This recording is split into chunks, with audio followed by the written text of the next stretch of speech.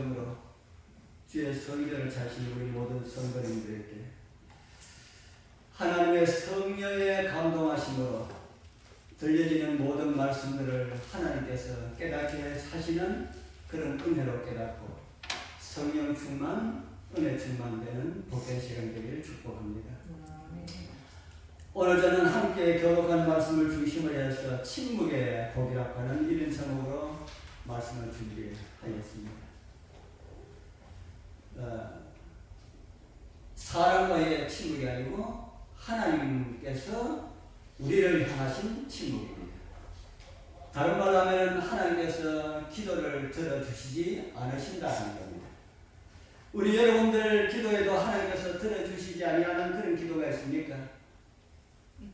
제가 그 기도도 복이다라는 그런 내용을 오늘 준비를 했습니다. 때로는 우리가 이기심을 가지고 드리는 기도도 아닌데, 나의 유익을 가지고 드리는 기도도 아닌데, 교회의 부흥과 성장을 위하여 드리는 기도임에도 불구하고, 영혼을 위하여서 드리는 기도임에도 불구하고, 그들에게 잘해주고 그들에게 정말 마음 까지도 해주는데도 불구하고 하나님께서 기도를 응답해 주지 않으신다. 오늘 저희들이 많이 경험하고 있는 그런 내용입니다. 우리 여러분들도 그런 경험 많이 하고 있지 않습니까? 왜 하나님께서 기도를 들어주시지 않으실까? 저는 그 문제에 대해서 밤을 설칠 때가 있습니다. 우리 집사람은 저보고 누우면 잔다 그러는데 자다가 깨가지고 어떤 문제를 생각하면 잠이 안 와요. 그래서 뒤척뒤척 하다가 날이 쉴 때도 있습니다. 왜 하나님께서 침묵하고 계실까? 왜 하나님께서 침묵하고 계실까? 이런 기도는 하나님께서 꼭 들어주셔야 되는데 왜 하나님께서 잠잠하고 계실까 하는 겁니다. 제가 침묵이라고 하는 이런 주제로 말씀을 준비하려고 하면서 인터넷에는 이 침묵에 관해서 어떻게 기록하고 있나 하고 침묵을 제가 쳐보니까 이런 내용들이 올라오더라고요. 이거 책 내용입니다. 책 제목입니다. 무슨 제목입니까? 침묵의 기술. 침묵에도 뭐가 있다고요? 침묵에도 기술이 있는 모양이구나. 이 책은 18세기에 프랑스의 한 신부가 쓴 그런 고전이랍니다. 그는 그 책에서 말하기를 침묵은 최상의 설득이다 이렇게 표현했습니다. 제가 그거 보고 너무너무 놀랐습니다. 침묵이 어떤 것이라고요? 다른 사람을 설득할 수 있는 것 가운데 가장 최고의 설득이 침묵이다. 여러분들은 감이 잡히는지 모르겠습니다만 저는 잘 잡히지 않았습니다. 또 보니까 이런 책도 있었습니다. 이 책은 일본 작가 엔도 슈사쿠라고 하는 사람이 지은 책인데요. 침묵이라고 하는 책인데요. 이 책에는 기독교인들을 잔인하게 탄압하는 그런 과정들을 그 책에서 기록하고 있다고 합니다. 그러면서 왜 하나님께서 이렇게 당신의 백성들을, 하나님의 백성들이라고 하는 백성들을 이렇게 탄압하고 괴롭히고 애를 먹이는데 하나님께서는 잠잠하고 계실까? 우리 사랑하는 성도님들, 우리 하나님은 여러분들에게는 잠잠한 분이십니까? 기도의 응답을 잘해주시는 그런 분이십니까? 혹시 내가 하나님께 드리는 기도에도 우리 하나님께서 침묵하고 계신다, 그렇게 느끼신다면 오늘 드려지는 말씀을 통하여서 가장 합당한 그런 하나님의 은혜를 발견하게 되길 소망합니다. 성경에는 하나님의 침묵에 대한 많은 기록들을 우리에게 보여주고 있는데요. 때로는 즉각적으로 응답을 해주시고 즉각적으로 응답해 주신 것도 있습니다. 제가 다른 곳에 있을 때 저 아는 친구에게 전화가 와가지고 뭐라고 하냐면 아들이 안 보인다 그래요. 상황이 어떤가 하면 고층 빌딩 위에 올라가서 작업을 하는데 아들이 안 보인다 그래요. 제가 가슴이 덜컹했습니다. 그럴 때 어떻게 해야 됩니까? 기도밖에 아무 방법이 없잖아요.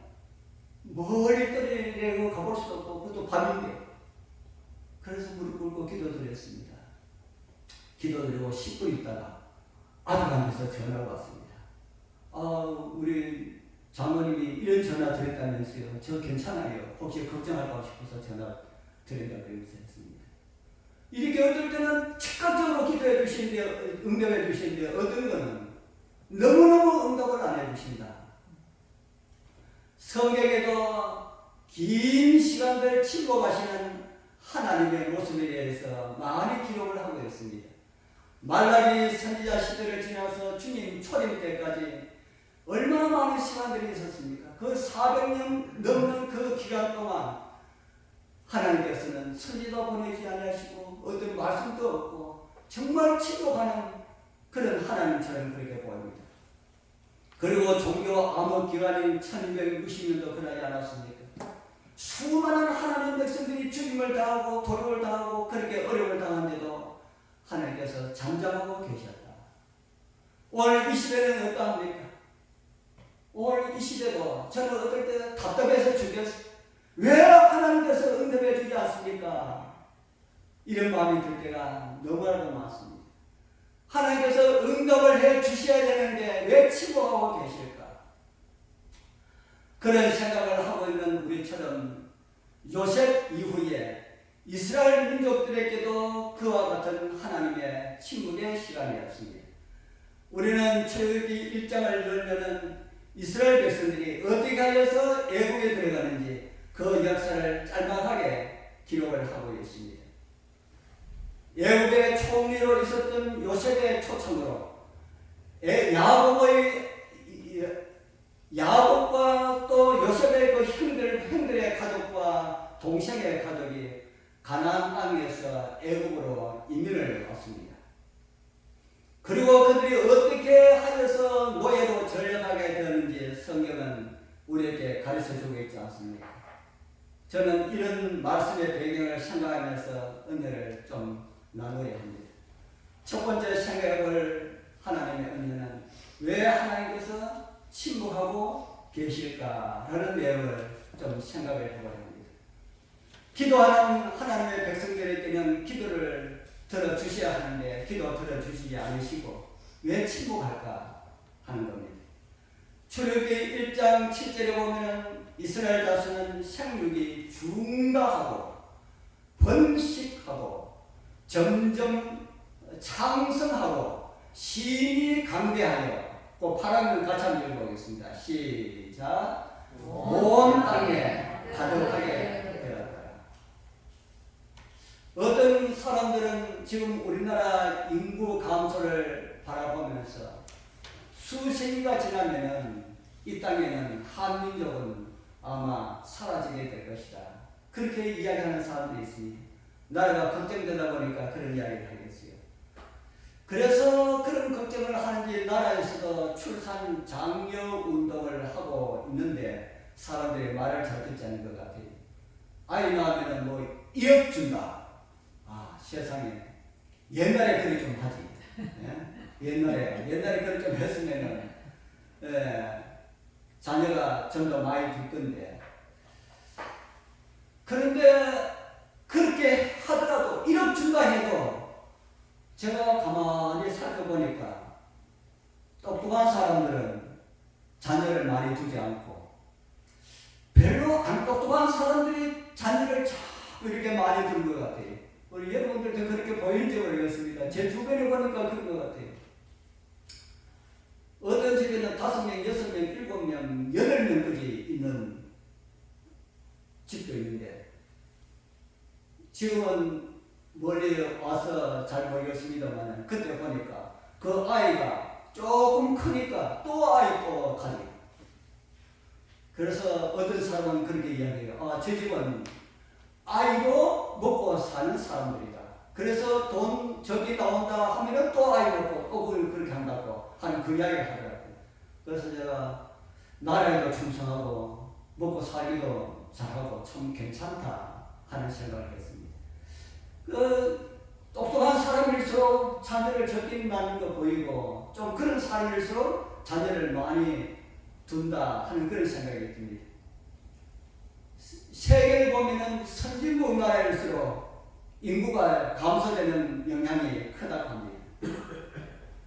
여러분들 나라에 있어서도 나라에 백성들이 많아지는 것이 복 가운데 하나라고 볼 수가 있습니까? 나라의 인구가 많아지는 것도 복 가운데 하나라고 볼 수 있습니까? 아니면 인구가 줄어드는 것이 복일까요? 번성하는 것이 복입니다. 예. 이스라엘이 애굽에 들어갈 때에 몇 명이 들어갔다 합니까? 70명. 70명. 예. 그런데 출애굽기 1장 표현으로 무슨 표현을 하고 있어요?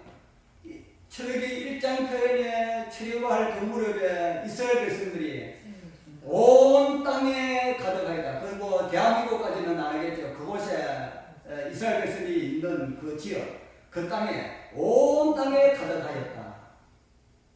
나중에 출애굽할 때에 몇 명이 나왔다고 합니까?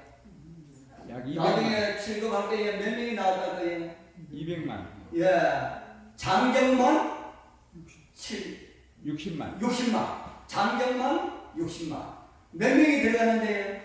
70명이 들어가. 70명이 들어갔는데 나올 때는 장정만 60만이 나왔다. 인구 번성을 살펴보면은 그 우리 출애굽 그 살펴보면은 야곱부터 약 4대에서 많이 번성한 가족은 10대가 되더라고요. 그걸 살펴봤습니다.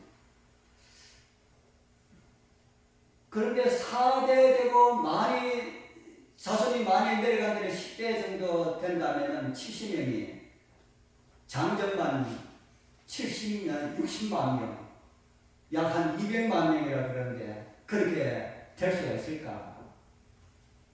그렇게 될 수가 있다는 그런 생각이 듭니까? 됩니다. 제가 계산해 보니까 제 머리로는 이해가 잘 안 됐어요. 제 머리는 참 이해가 안 됐습니다. 제일 많이 번성된 가족이 에브라임 지파입니다. 에브라임의 아들은 부랴요, 그 손자는 레셈이요, 이렇게 쭉 하면서 출애굽 당시에 여호수아가 에브라임 자손이지요. 그 출애굽 시대에 요셉으로부터 시작하면 11대가 번성되었습니다. 그런데 레위 지파는 그 요셉까지, 그 모세까지 4대였어요. 참 그런 가운데서 어떻게 그렇게 되었을까? 출애굽기 12장 40절에 보면은 이스라엘이 애굽에 거주한 지 몇 년 되었다고 합니까? 이스라엘 자손이 애굽에 거주한 지 몇 년 되었다고요? 430년이다. 이 말씀에 대부분 성경학자들은 요셉이 애굽에 들어가고 야곱의 가족이 애굽에 들어가고부터 계산한 것이 아니고 아브라함 시대부터 계산한다. 그렇게 대부분 신학자들이 그렇게 이해를 합니다. 저도 그렇게 이해를 합니다. 그러면은 실제로 야곱의 가족이 애굽에 내려가서 애굽에 체류한 기간은 약 한 200년밖에 되지 않는다. 그래서 그 짧은 기간에 어떻게 그처럼 많은 백성들이 번성할 수 있을까? 그 하나님의 복이라고 하는 생각이 듭니까?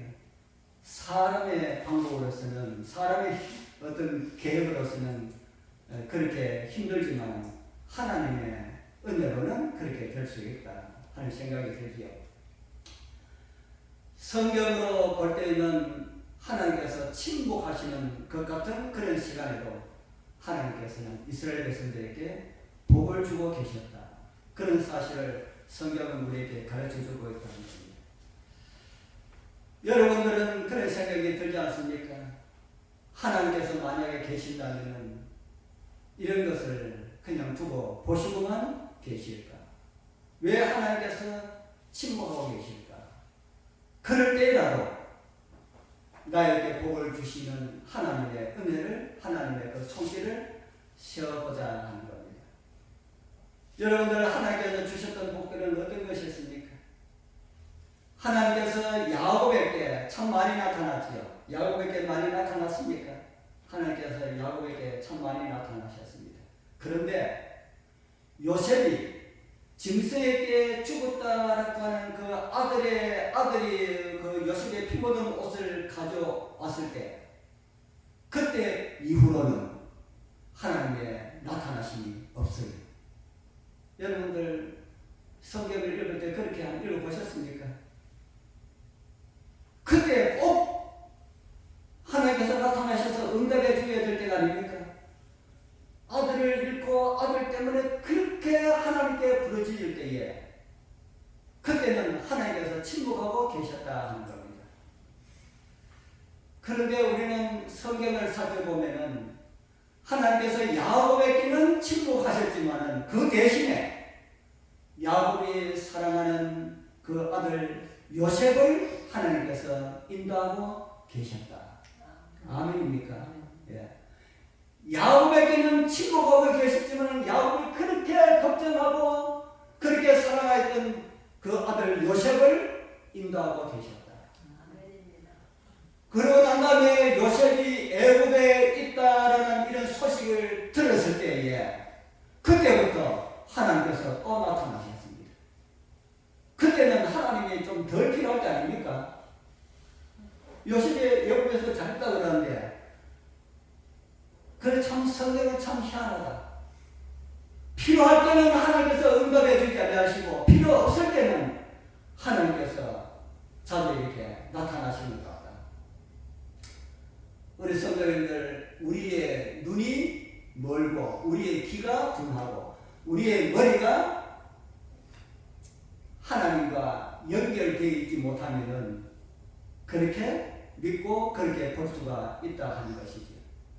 우리 성도님들, 여러분들 기도에 하나님께서 침묵하고 계시다면 하나님께서 틀림없이 다른 복을 예배하고 지금도 쏟아붓고 있다는 사실을 믿게 되길 바랍니다. 그리고 그 침묵 가운데 베풀어 주신 하나님의 은혜를 생각했으면 좋겠습니다. 어떤 이들에게는 건강의 복을 주셨을 것이고 어떤 이들에게는 또 다른 복을 주셨을 것이고, 그것도 아니라면 틀림없이 자녀들에게, 이스라엘 자손들처럼 자녀들에게도 하나님께서 복을 주셨으리라 그렇게 믿습니다. 그것도 아니라면 우리를 인도하사 이 귀한 영생의 소망에 살아가게 하신 더 깊은 하나님과의 관계를 가지라고 하시는 그런 복이 있다는 것을 생각하게 됩니다. 제가 이제 두 번째는 학계 속에 주시는 하나님의 복이라고 하는 이런 제목으로 좀 생각을 해보기를 원합니다. 야곱의 자손이 당하는 학대와 관련하여서 애굽의 정치적인 변화를 성경은 이렇게 기록하고 있습니다. 출애굽기 1장 9절이지요. 요셉을 알지 못하는 새 왕이 일어났어. 아니, 애굽에 요셉을 알지 못하는 왕도 있었을까요? 애굽을 구원한 애굽 역사의 전무후무했던 요셉 총리를 모르는 그런 왕이 있었을까? 있다면 어떤 왕일까? 아마도 요셉을 모르는 왕이 아니라 요셉을 인정하지 않는 왕이라고 하는 것이 더 맞는 말씀처럼 느껴집니다. 사단도 구속의 역사를 알고 있습니까? 사단. 하나님께서 아담과 하와에게 구속의 경륜을 선포하실 때에 그 자리에 사단도 있었습니까? 그 자리에 사단도 있었지요. 창세기 3장 15절에 선포된 그 구속의 경륜을 이해하지 못하는 명목상의 그리스도인들이 많이 있지요. 물론 우리 교회 성도님들은 많이 있지 않을 것이지만은 다른 교회 성도들은 많이 있습니다. 제가 들은 이야기입니다만 춘향이라고 하는 곳에 어떤 청년이 장로교회 목사님을 만났습니다. 우리 여러분들도 혹시 들으셨는지 모르겠습니다. 그리고 그 목사님하고 성경 이야기를 하다가 그 목사님이 제안을 합니다. 우리 이렇게 하지 말고 다음 일요일에 우리 교회에 오면은 우리 교회 성도들 좀 면대서 하면 어떻겠느냐. 예, 좋습니다. 우리 교회에 어떤 사람이 그걸 마다하겠습니까? 그래서 약속한 날에 갔는데 사택방에 들어가니까 교인들이 왜 들어가 다 차 있더라 합니다. 그래서 목사님이 이제 먼저 말씀을 하시고 난 다음에 이제는 자네 차례에 이야기할 것이면 하라고 하더랍니다. 그래서 이 청년이 창세기 3장 15절을 펴었습니다. 그리고 한번 쭉 읽고 난 다음에 성경을 목사님 앞에다 딱 대놓고 제가 이해하기로는 이 말씀은 성경의 가장 기본적인 내용이라고 하는데 목사님은 이 말씀을 어떻게 이해를 하십니까? 그랬어요. 제가 창세기 3장 15절을 나왔습니다. 그런데 이 목사님은 그 말씀에 대해서 생전 처음 보는 말씀이에요. 보기에 생전 처음 보는 말씀을 성경을 읽었는데 생전 처음 보는 말씀처럼 느껴졌습니다. 그래서 한번 읽고 이렇게 하다가 시간이 다 갔습니다.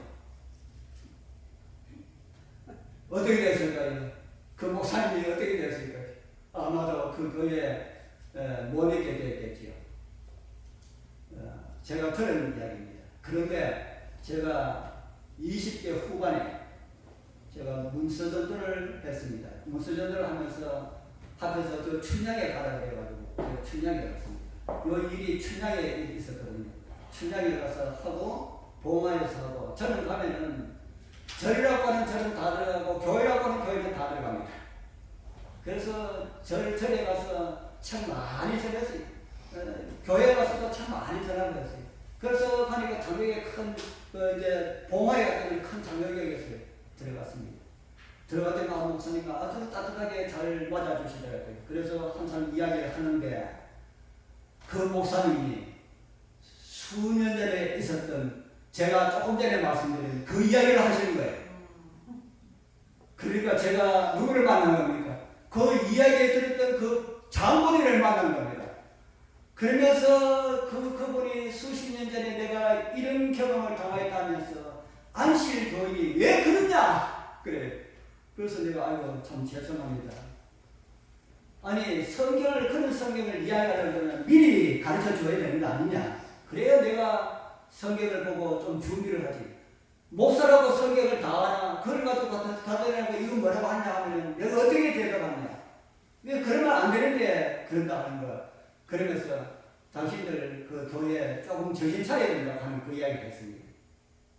그래서 제가 아이고 대단히 잘했습니다.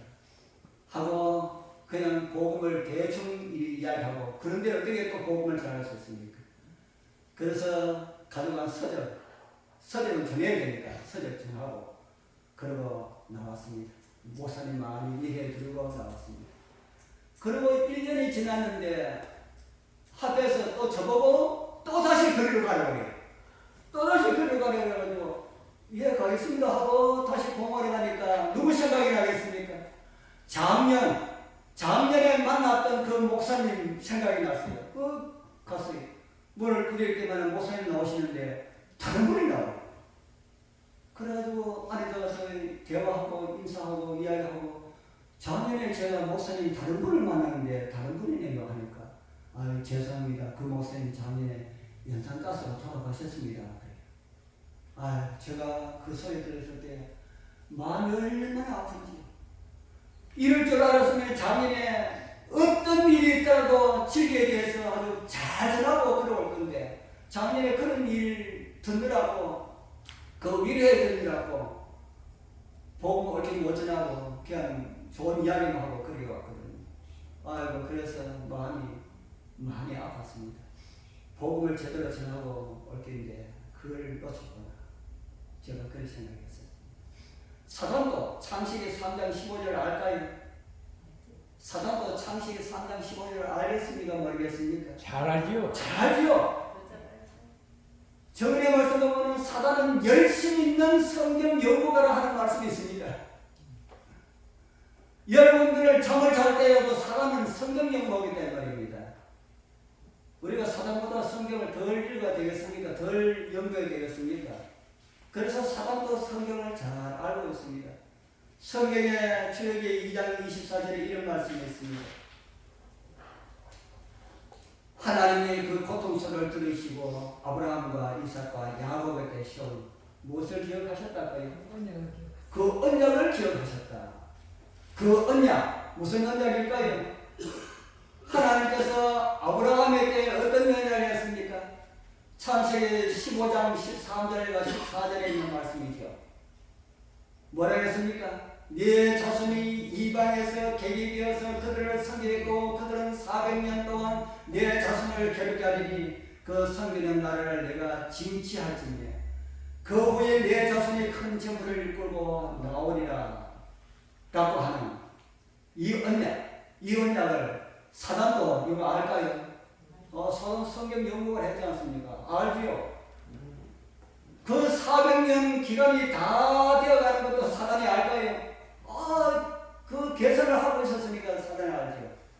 그래서 이제 이스라엘이 이 땅을 빠져나와서 가나안에 간다면은 그곳에서 메시아가 태어나게 될 것인데 그러면은 자기의 운명이 끝이 난다 하는 사실을 알았습니다. 그래서 무엇을 방해하려고 할까요? 무엇을 방해하려고 할까요? 이스라엘 백성들이 출애굽하지 못하도록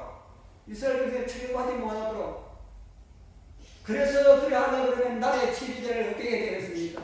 요셉을 별로 안 좋게 생각하는 사람으로 세워야 되겠지요.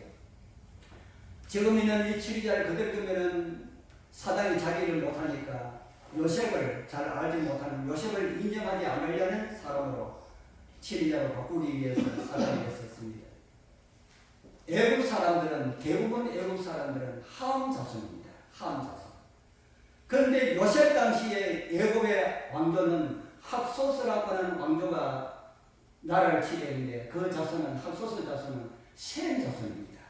셈 자손이 어떻게 애굽에 들어가서 왕이 되었는지는 모르겠습니다만 그 당시에는 셈 자손이 애굽의 왕조였습니다. 그렇기 때문에 요셉이 셈 자손이기 때문에 요셉을 더 받아들이는데 쉬웠을 그런 가능성도 있습니다. 약 150년 동안 셈조 계통의 학소스 왕족이 애굽을 다스리는데 이게 함 자손들이 그게 마음 편하지 않겠지요.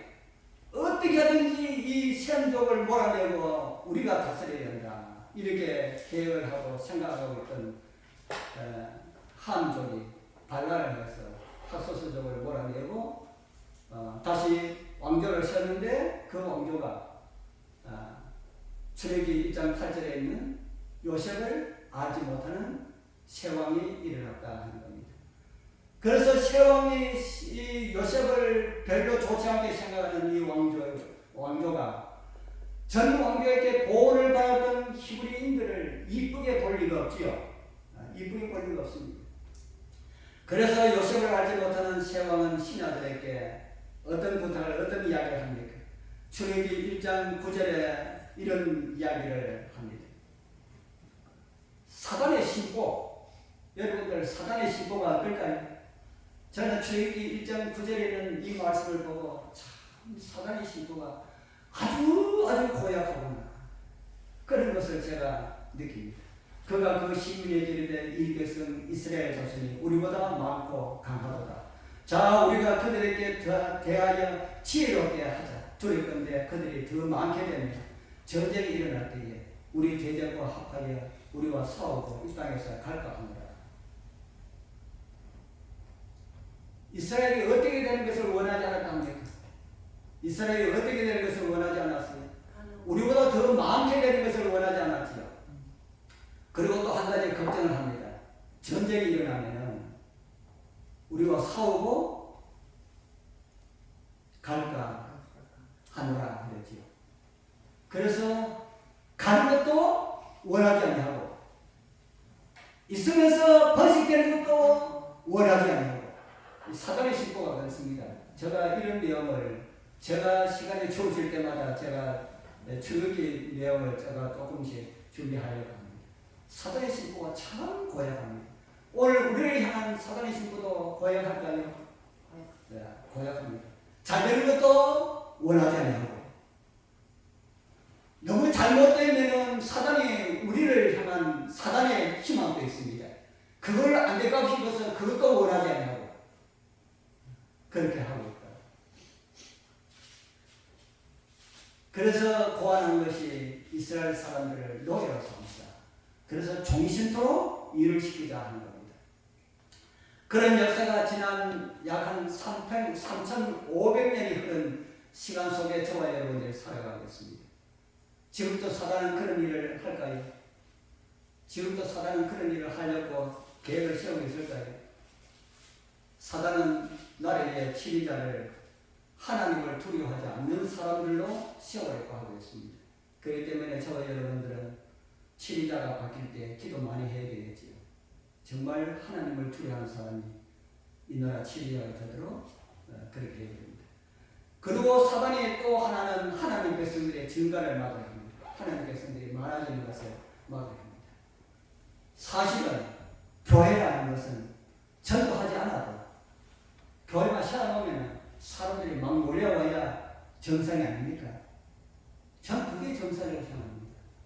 교회만 세워놓으면 어느 곳이나 교회에 세워놓으면 사람들이 막 몰려와야 그것이 정상이다. 저는 그렇게 생각합니다. 왜 그렇습니까? 여러분들 신앙생활 해보니까 신앙생활이 좋습니까? 나쁩니까? 좋습니다. 얼마나 좋습니까? 너무너무 좋지요. 네. 저는 진짜로 이야기해도 하늘나라 못 가도 저는 신앙생활이 너무 좋아요. 네. 그래서 어떨 때는 하나님은 이 땅에 사는 이 하늘나라만 저에게 주셔도 저는 너무너무 감사합니다. 저는 그런 기도도 혹가다 하면서 해요.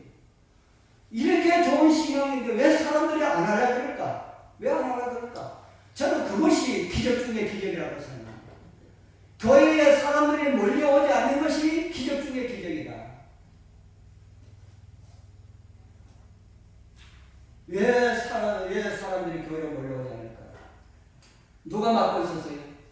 사단이.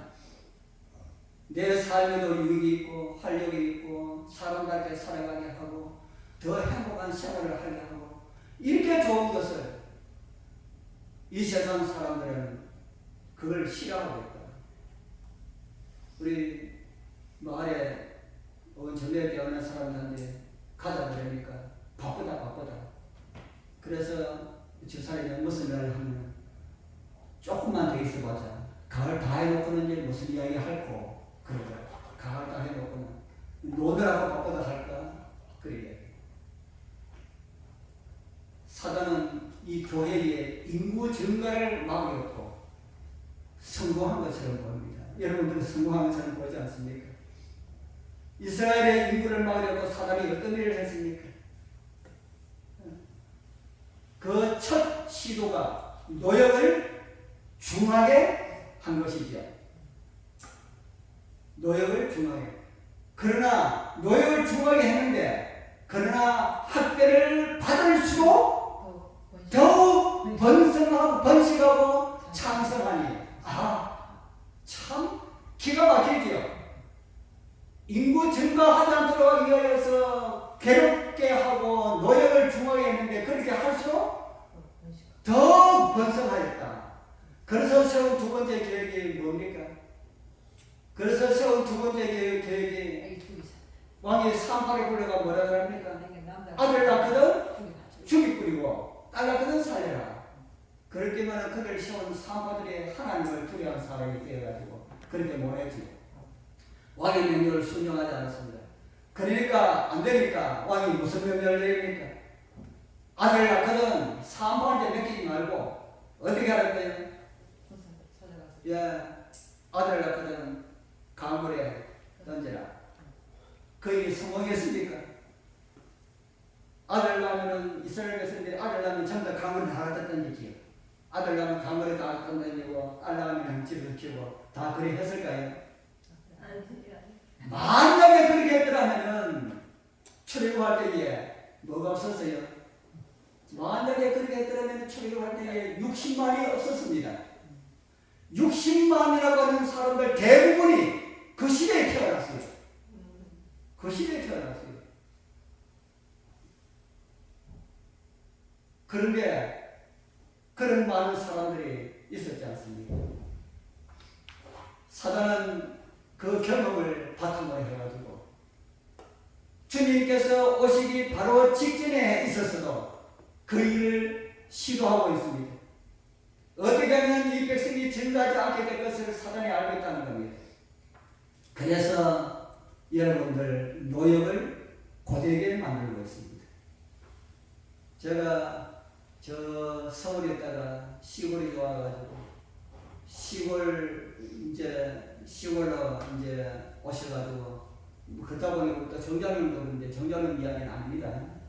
시골로 오셔가지고 농사를 짓는데 농사를 얼마나 많이 짓는지 그 이야기를 들어보니까 일차례는 별 보고 나오고 별 보고 들어간다. 그런 이야기예요. 그래서 제가 농사 뭐하러 짓습니까? 하려고 했어요. 농사 뭐하러 짓습니까?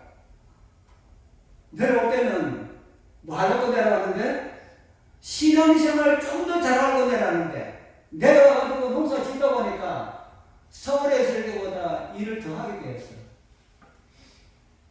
누가 그렇게 만들었을까요? 하나님께서 그렇게 인도하셨다는 생각이 드십니까?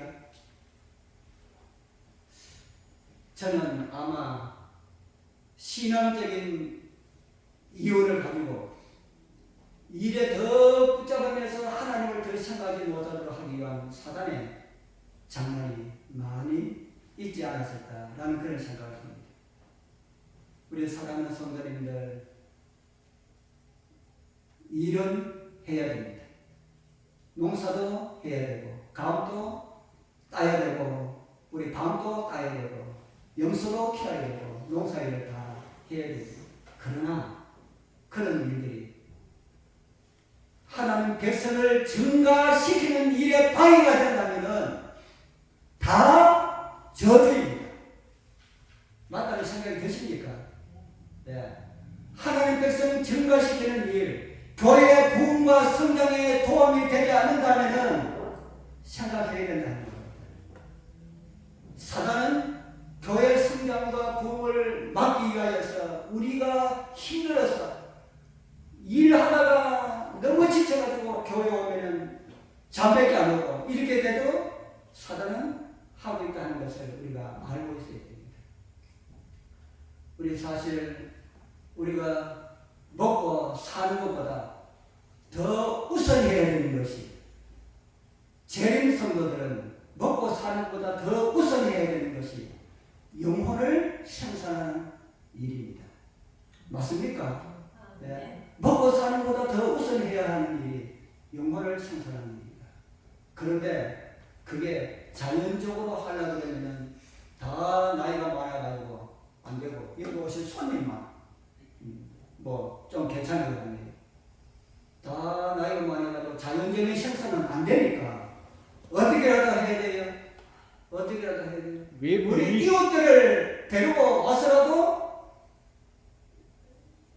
영혼 생산을 해야 된다는 겁니다. 그렇습니까? 네, 그래요. 요괴벳은 왕이 그런 명령을 내렸을 때에 왕의 명령을 무서워하지 않고 어떻게 했다고 그랬을까? 출애굽기 때 그런 이야기를 했지요. 네. 요괴벳은 아들을 낳고 그 아들의 준수함을 보고 석 달을 숨겨서 키웠습니다. 그리고 더 이상 숨겨 키울 수 없어서 갈대로 상대를 만들었지요. 저는 이 말씀을 읽으면서 오늘날 또 교회에 들어오는 영혼들을 위하여서 갈대 상자가 필요하구나. 그런데 이번 전도회 때에 많은 영혼들이 왔지만 영적 자녀들이 데려갖고 왔는데 갈대 상자 하나 준비하지 못해가지고 한 영혼 또 어찌를 했구나 생각하니까 저는 너무너무 속이 상합니다. 너무너무 속이 상합니다.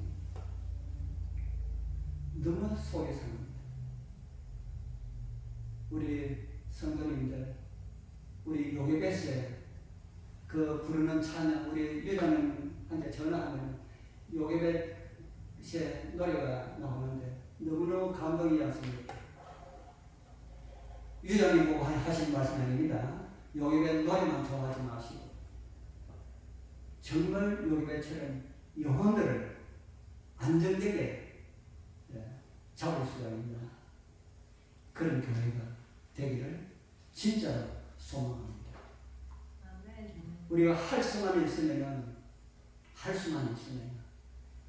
우리 귀한 생명들을 보호하고 지키는 일에 있어서 우리 교회의 첫째 사업이 되어야 한다 하고 저는 그렇게 믿습니다.